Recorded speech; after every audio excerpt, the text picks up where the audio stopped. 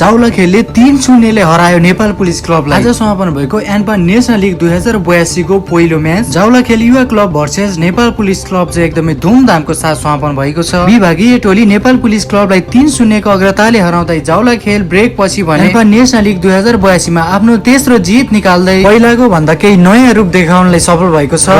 आज जाउला खेल युथ क्लबको तर्फबाट गोल गर्ने प्लेयर्सहरू निकोलस, युवराज ढकाल र विकास दर्लामी मगरले गोल स्कोर गरेका थिए। यो जित सँगै जाउला खेलको एन्पा नेशनल लिगमा 9 अङ्क रहेको छ भने समान खेलबाट नेपाल पुलिस क्लबको भने 4 अङ्क मात्रै रहेको छ।